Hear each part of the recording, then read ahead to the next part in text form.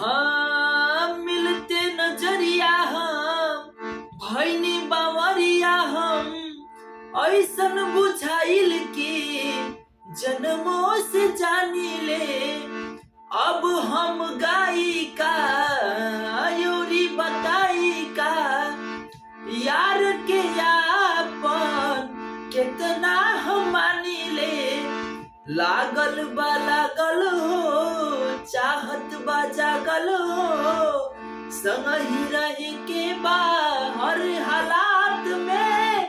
आँख उठी मोहब्बत ने अंगड़ाई ली दिल का सौदा हुआ चांदनी रात में। ओ उनकी नजरों ने कुछ ऐसा जादू किया लुट गए हम तो पहली मुलाकात में।